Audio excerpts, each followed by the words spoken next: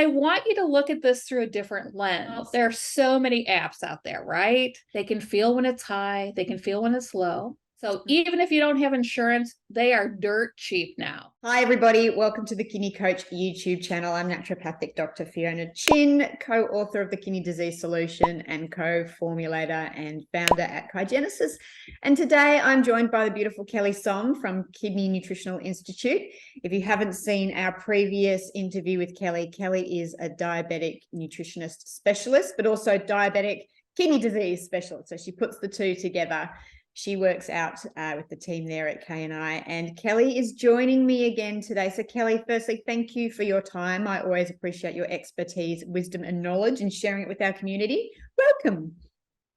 Well, thank you, Fiona. I love being here. It's always fun to talk with you and talk with your audience about kidney health and diabetes, some of my favorite things. But today we wanted to dive in a little bit more into a bit more specifics, and really what you were going to share with everyone today is some tips and tricks about monitoring and just how to manage your diabetes and your glucose levels. So I'm just going to hand across to you and we'll go from there. So take it away, Kelly.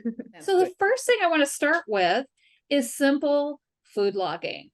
I know that dreaded ugly word, food logging. Yuck. But I want you to look at this through a different lens. And I want you to think of yourself as a detective. And what good is a detective without clues, right? So actually logging our food helps us to start to see, how we're doing. What do we eat on a regular basis? And what is the quantity? And especially what are the carbs? And how are those carbohydrates affecting our blood sugar? And sometimes it's not just looking at carbs, it's looking at the protein and the fat, because that can delay when that blood sugar peaks. So those are just some simple things that you can start with, is just logging your food and being able to see, where am I starting? Because it's always good to have a starting point, right? Yeah, exactly. Now, some other really good tools to have along with that are things like a food scale or measuring cups. Go to, here in the United States, the Dollar Tree, go spend $1 and get yourself some good measuring cups and just get an idea of what you're doing. And, give yourself some grace. If you're eating, 2 cups of rice, well, that's your starting point. That's okay. And we'll kind of work it down from there, or find other things that you can substitute. So again, just think of it as your baseline of where you want to start. So these are great tools to look at the food piece, okay? Because food and medicine and exercise are all the pieces that affect our blood sugar. So it's really important that we are understanding that. So we want to be able to see the food. That's a big piece of what's going on. The other piece of that triangle is exercise. Now, there are so many apps out there, right? There's all the iWatches and the Garmins and everything. So, start by maybe just tracking your steps. And again, if all you do is 100 steps, hey, it's a starting point. So then turn it into a game. Can you do 200? By the end of the week, what can you do to slowly increase your movement? Because movement helps to bring that blood sugar down. So it's a good thing. The other thing we want to talk about is monitoring our blood glucose. Because as many clients over the last 20 years who've tried to tell me that they know, they can feel when it's high, they can feel when it's low. But I had to challenge a few, because sometimes highs and lows can feel exactly the same. Yeah, okay.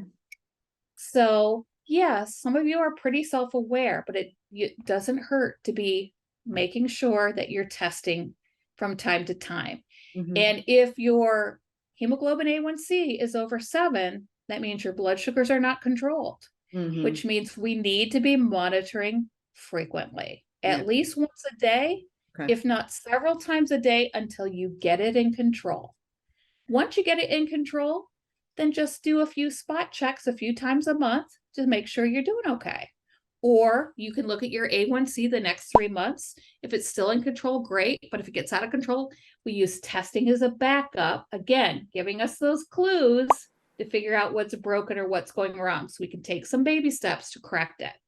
Okay? So how do we measure or how do we monitor our blood glucose?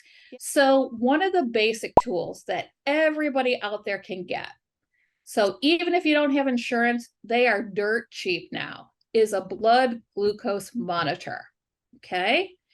You can go to, in the United States here, to Walmart. Yeah. You can get the Rely On brand. So you can get a blood glucose monitor, a lancing device, which looks like a pen that you put a little needle in that pokes your finger. You can get that whole thing plus some strips for about 25 bucks. Yeah. And that's you paying right out of your pocket. Yeah. Okay. So that's a pretty good deal. That's a great way to end. Thanks, Kelly. If you want to know about more what Kelly does, you can head over to the kidneynutritionalinstitute.org and go to staff. Then you'll find Kelly on their page. As she has mentioned, she is their diabetes specialist, but also works with people with renal and kidney disease. Thank you again, Kelly. If you want to know more about what we do, head to www.kidneycoach.com or head to our Facebook page. We've got free information on there every single day. So it's just Facebook.com/Kidney Coach. Remember to hit subscribe. That way you'll get notified anytime we put up new videos. Remember to hit like. It helps our algorithms. Kelly, thanks again, and we'll see you next time. Bye. Bye.